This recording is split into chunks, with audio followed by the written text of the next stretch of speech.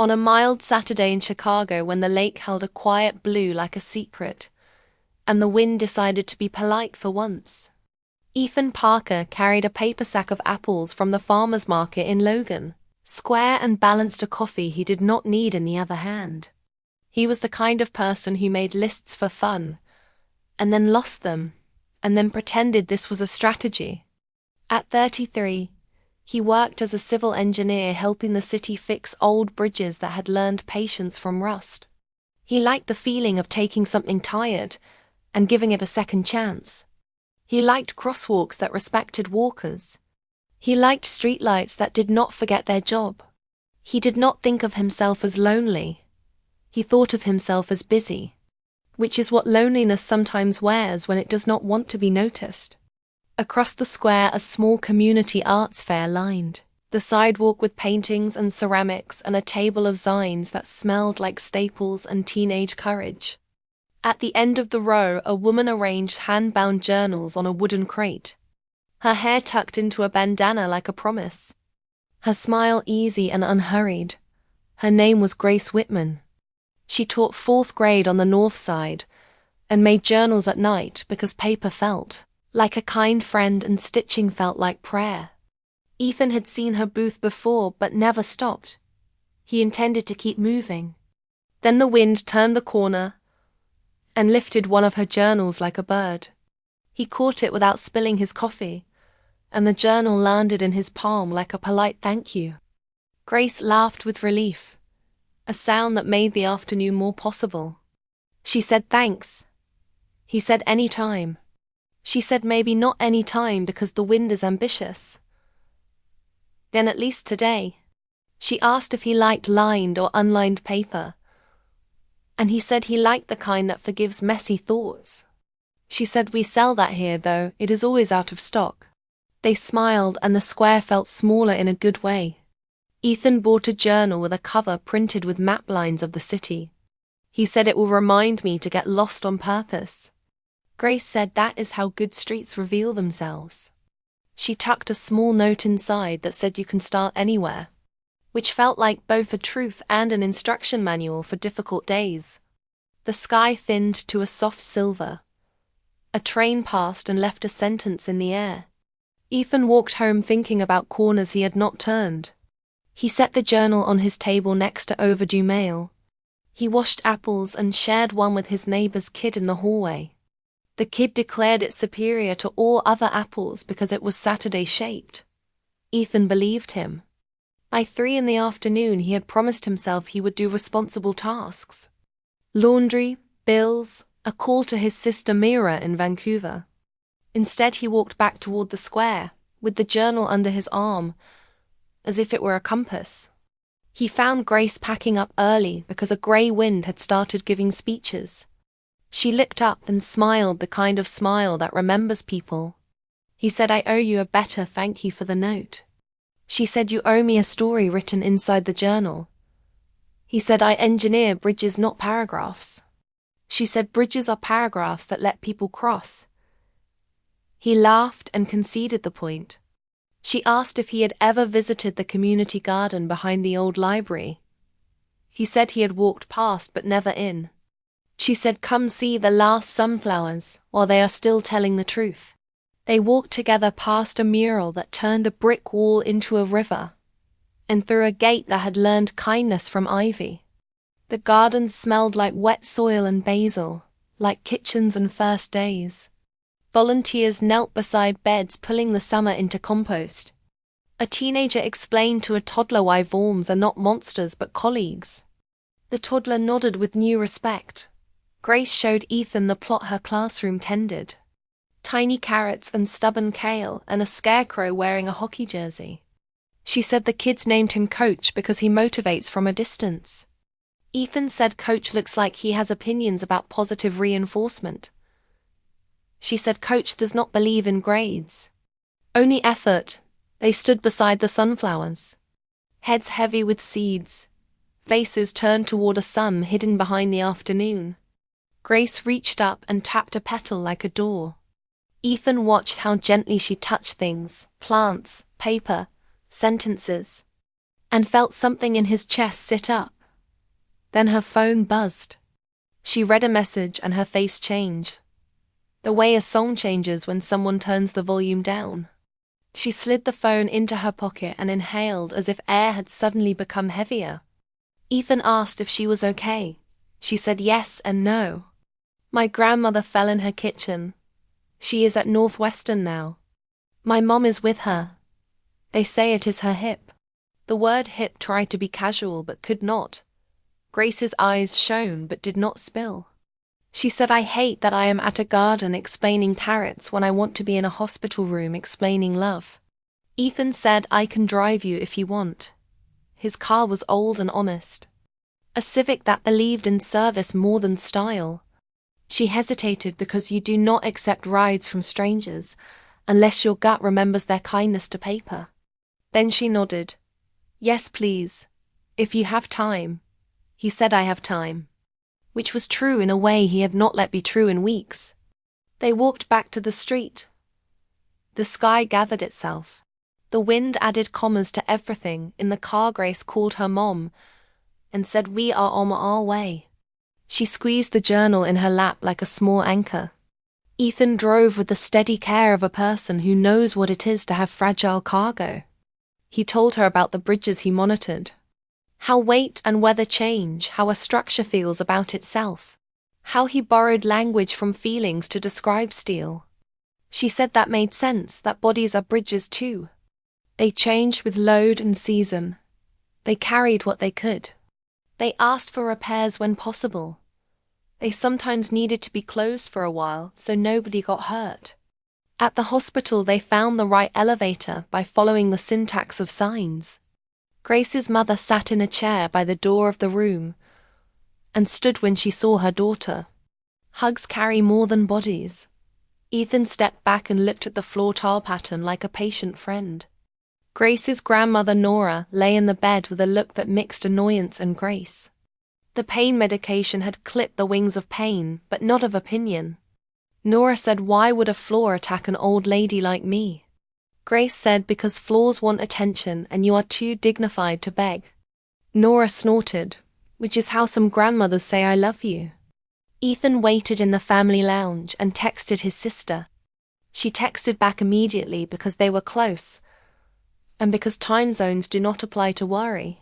He said, I am at a hospital with a new friend and her family. She said, be useful and quiet and present. In that order, he said, yes, ma'am. She sent a heart and a tiny wrench. A private joke from their dad who taught them both to fix what they could. An hour passed while a nurse taught and a doctor explained, and a social worker handed out papers that tried to sound calm. Grace emerged with a face that looked like a porch light, steady even in the storm. She said they will operate in the morning. It is a clean break.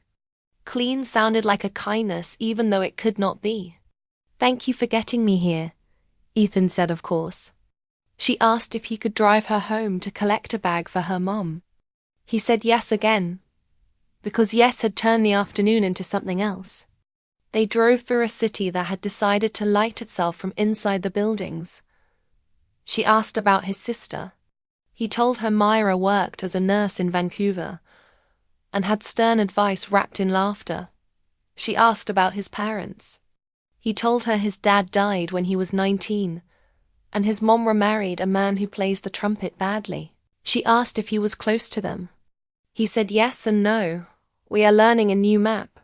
She nodded and said maps are wrong until you walk them. Then they get more honest. At Grace's apartment on the second floor of a building that smelled like laundry and cumin, she gathered a sweater, a toothbrush, a stack of photos for Nora because hospitals are hungry for faces. Ethan waited in the kitchen where a plant tried to become a jungle. He read the magnets on her fridge. You are allowed to be exactly this human today. Call your friends. Remember water. He liked the cheerfulness that did not shout. He stood there like a person who might become the sort of person who stands in this kitchen again. They returned to the hospital, delivered the bag, sat in the waiting room for a few minutes because sometimes moving quickly makes stillness feel like a gift. Grace thanked Ethan again in a voice that kept thank you from being a reflex and made it a truth. He said you would do the same. She said I would. And she did not mind the certainty in her own voice. He walked her to the door of the room and then said, "Good night." She said good night. She said it like a promise to meet the next day with effort. He stepped into the elevator and felt the afternoon wrap itself into something he wanted to remember carefully. On Sunday morning he woke early, made coffee, wrote Nora's name on a page in the journal, and then wrote 3 lines beneath it. Lines about flaws that are unfair, and hips that deserve better, and a granddaughter who refuses to be casual. He tore the page and folded it. He felt foolish and also not at all. He drove to the hospital and left the note with the nurse. Not for the chart, for the heart. The nurse smiled at the rhyme she did not say aloud. She promised to slip it into the bag of photos. He texted Grace and confessed what he had done. She replied with a crying, laughing emoji which is satire and sincerity at once. She wrote, "Thank you, you can stop by later if you want." He said, "I want." The surgery went well. The word well sat down and behaved itself for a few hours. In the afternoon Ethan met Grace in the cafeteria and they ate grilled cheese that tasted better than cafeteria food has any right to. They walked outside into a thin winter sun and stood by the statue that has been helping people make hard phone calls for years. Grace told him stories about Nora, about how she used to keep a jar of clothespins on the counter because clothespins are good at hope, about how she never left a house without a book and a wrapped candy for the bus driver, about how she taught Grace to sew with the kind of patience that allows for crooked lines. Ethan told Grace about the first bridge he worked on, a small overpass near a high school where kids sit and watch trains and learn about time passing. He told her about the notes he sometimes writes to the structures. "Hang in there, old friend, we have you." He said it like a joke and not a joke. From there the days unfolded like a slow accordion. Busy and then quiet, messy and then again. Nora moved from hospital to rehab, from rehab to home. Grace and her mother took turns sleeping on the couch. Ethan brought groceries and laughter and a small toolbox because doors always stick right when a grandparent comes home. He repaired a hinge while Nora told him he was doing it wrong, and then congratulated him for doing it right. He learned to accept both like weather. Grace noticed the way he stood back and let joy arrive without clapping for himself. She liked that. She wrote it down in her own head.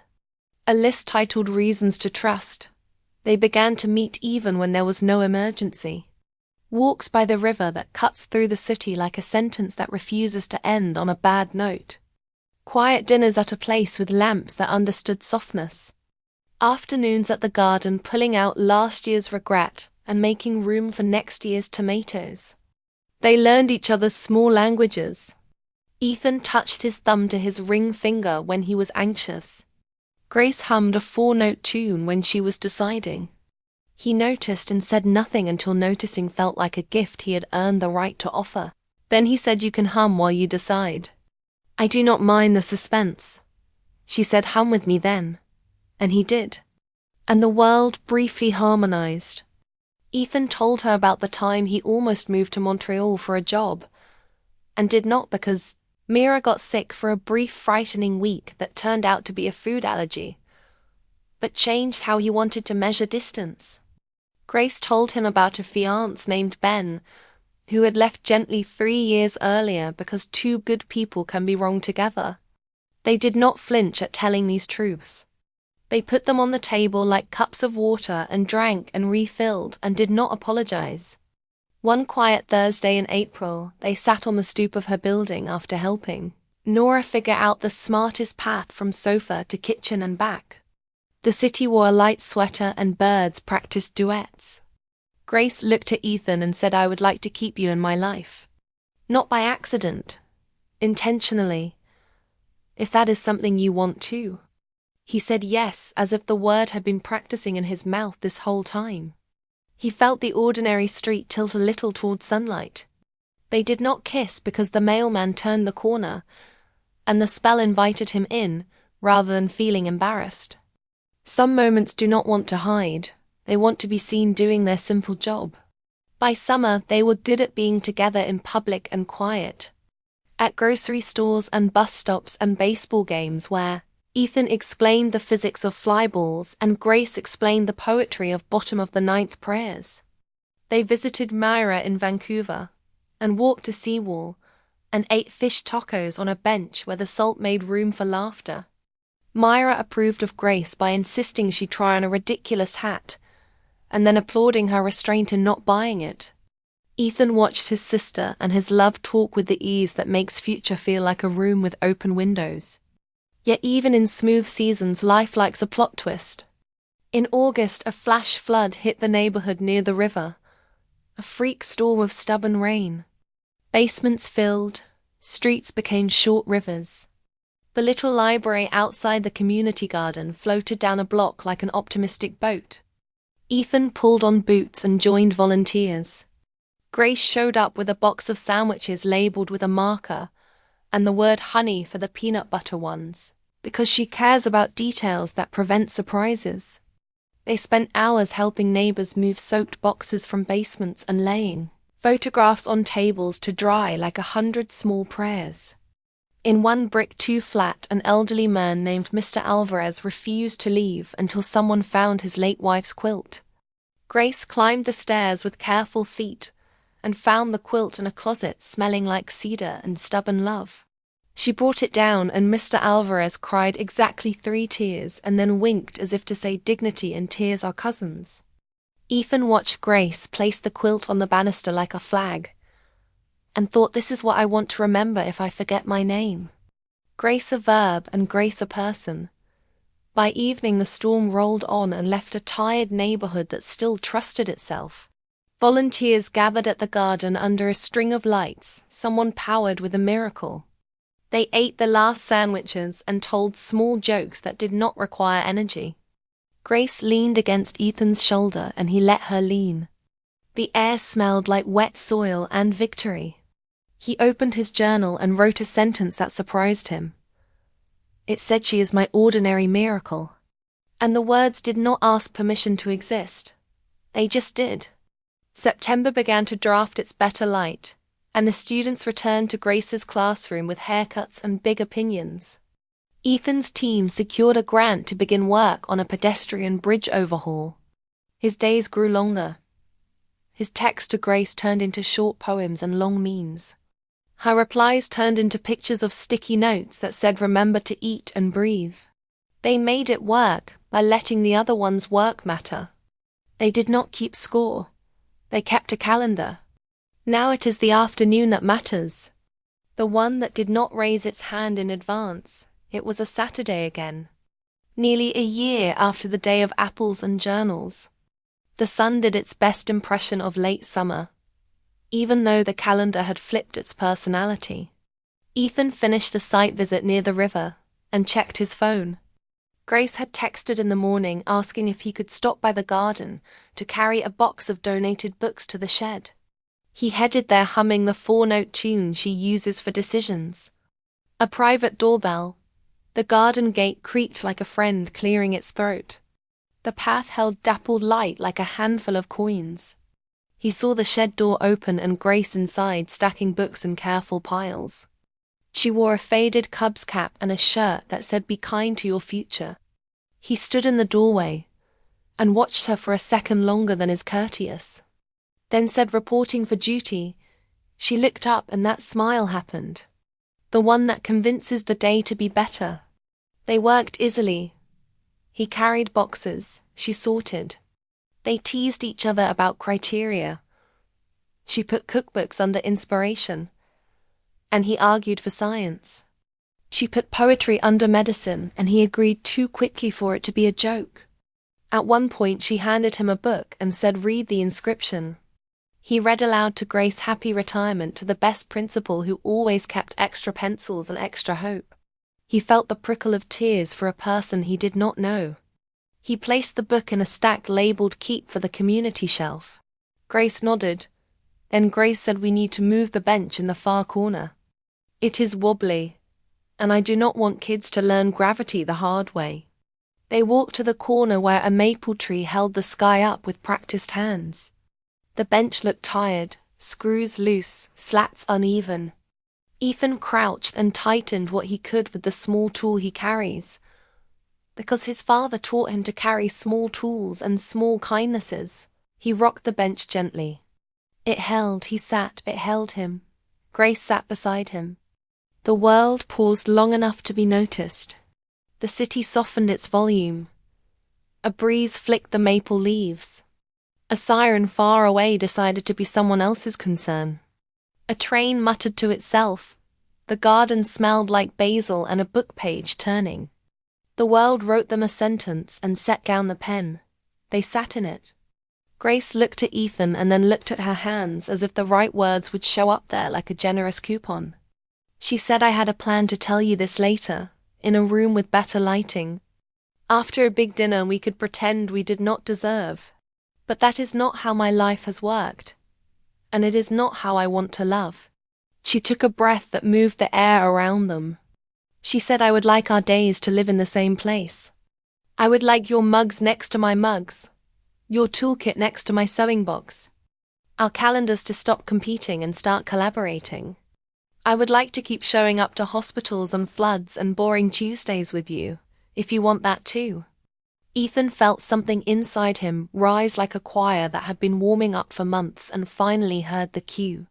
He felt the ordinary afternoon unfold a hidden page. He said yes.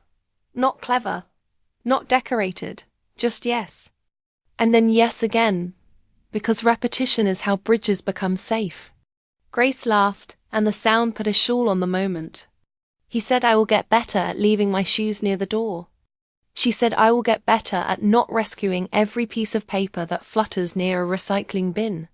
He said, we will get better at asking each other to rest. She said, we will get better at accepting the request. They sat quietly and let the yes grow roots. Then he reached into his pocket and pulled out a small brass key on a keychain shaped like the river. He said, this is to my place. Do not feel pressure to use it today. Feel freedom to use it when you want. She reached into her bag and pulled out a key with a ribbon tied around it. She said, this is to my place. The ribbon is ridiculous, I know. It helps me remember that not everything serious needs a serious costume. They traded keys like kids trading stickers, solemn and silly at once. At that exact second, a group of volunteers entered with rakes and good intentions. They waved. Ethan and Grace waved back. The moment did not hide. It joined the neighborhood. And the neighborhood approved in the form of someone bringing lemonade. Someone telling a joke about worms that did not quite land. Someone asking if they needed help moving the bench, though the bench looked satisfied. Later they walked to the square and bought 2 slices of pizza and ate them on the curb, because tables were for people who could sit still and they, today, could not. They told each other practical things. Rent, work schedules, allergic to nothing but cruelty, afraid of little besides disappointing people they love, excited about moving the plant that thinks it is a jungle to a window that will let it dream more responsibly. They said we are allowed to keep our names and our silences and our ways of folding towels. We are allowed to learn new names for our quiet. We are allowed to speak up when the quiet lies. They carried the bench feeling into the evening. They stopped by Nora's and showed her the keys. She said finally, and also do not put your names on the mailbox until you are both sure. And also I will call you both for jar opening duties. And also love is a kitchen more than a living room. Go cook. They promised to bring soup next time. Nora handed them a jar of clothespins for their new place. Grace cried because clothespins are hope, and because grandmothers know what to give. Ethan cried because he had a grandmother once, and remembered the exact weight of her hand. They did not apologize for any of it. At Ethan's apartment they packed 2 boxes of books and 3 pans and the mug that says engineer your joy, and the mug that says be the person your dog thinks you are even though they do not have a dog yet. Grace wrote labels with a flourish. Books we will actually read soon. Spices we will pretend to alphabetize. Photos that will make us late to dinner because we will look at them again. They laughed and took breaks and ordered tacos and made a list of things they could share and things they should keep to remain individuals who are good at together. On Sunday, they moved the boxes to Grace's place first, because her building had fewer stairs. Volunteers from the garden carried plants like trophies. Myra FaceTimed from Vancouver and narrated the move like a sports commentator. Ethan's co-worker brought a toolbox and declared himself furniture coach. They set the mugs on the shelf together, and it was no longer a shelf. It was a sentence they were writing. By night the apartment smelled like cumin and lemons and cardboard. They sat on the floor with their backs against a couch that had decided to be brave, and they called their mothers. Both mothers cried in distinct agreeable ways. Both asked about rent. Both offered extra blankets and opinions neither requested, and both agreed to hear later. Both said congratulations and do not forget to rest. Ethan took out the journal with the map lines and opened to the first page. He and Grace read the note she had tucked in all those months ago. You can start anywhere. He handed her a pen. She wrote, today we started on a bench in a garden, and we are not embarrassed. He wrote, we will forget days like this unless we write them down and take them into winter. She drew a tiny sunflower. He drew a tiny bridge. They closed the book and put it on the shelf near the mugs where it could breathe. They went to sleep on a mattress on the floor because frames can wait and beginnings like to be close to the ground. They woke once to laugh at nothing. They woke again to say, remember the bench. They woke in the morning to the sound of their neighborhood deciding things. Buses, dogs, a neighbor running late, the city beginning again. And they joined it, different and the same. Ordinary and lit from within. In the weeks that followed, they practiced being a we.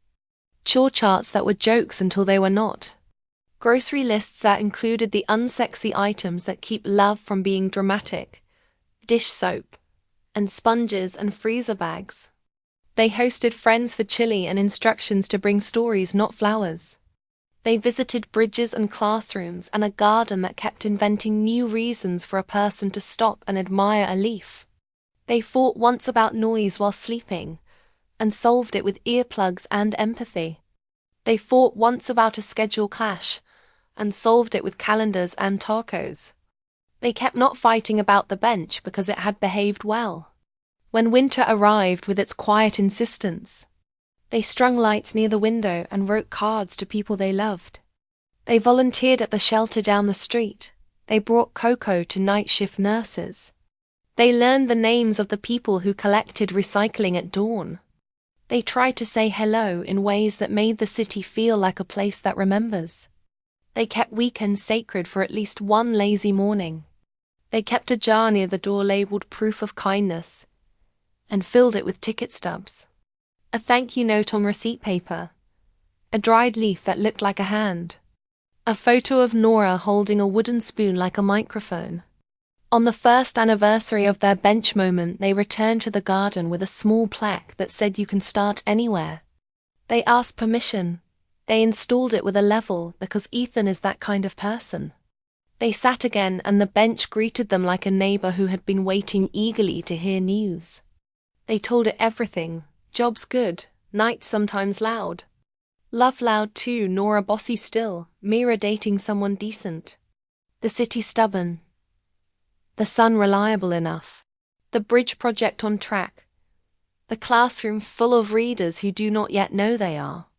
The plants still trying to be a jungle but now trimmed with kindness. Ethan took out the journal and read the first page. They laughed and cried, and let the afternoon hold them with both hands. They looked at each other with the kind of look that knows what it means to stand in a garden and answer yes again. And if anyone asked them later about the moment they would always remember, they would say it was ordinary. The garden bench was wobbly until it was not. The sun was lazy. The lemonade was too sweet. Volunteers walked by with rakes and smiles. A train argued with distance and lost. And two people decided to put their days in the same drawer. That is all. That is everything. That is the moment that turned an ordinary afternoon into a beginning that refuses to be shy. They thanked the city for teaching rhythm. They thanked the garden. For teaching patience, they thanked the neighbors. For teaching how to show up, they promised to keep soup ready before storms, to keep spare keys by the door, to keep writing small notes that say keep going, to keep walking by the river on stubborn days, to keep calling love a practice and kindness a skill. They thanked the city for teaching rhythm. They thanked the garden. For teaching patience, they thanked the neighbors. For teaching how to show up, they promised to keep soup ready before storms, to keep spare keys by the door, to keep writing small notes that say keep going, to keep walking by the river on stubborn days, to keep calling love a practice and kindness a skill. They thanked the city for teaching rhythm. They thanked the garden. For teaching patience, they thanked the neighbors. For teaching how to show up, they promised to keep soup ready before storms, to keep spare keys by the door, to keep writing small notes that say keep going, to keep walking by the river on stubborn days, to keep calling love a practice and kindness a skill. They thanked the city for teaching rhythm. They thanked the garden. For teaching patience, they thanked the neighbors. For teaching how to show up, they promised to keep soup ready before storms, to keep spare keys by the door, to keep writing small notes that say keep going, to keep walking by the river on stubborn days, to keep calling love a practice and kindness a skill. They thanked the city for teaching rhythm. They thanked the garden for teaching patience. They thanked the neighbors for teaching how to show up. They promised to keep soup ready before storms, to keep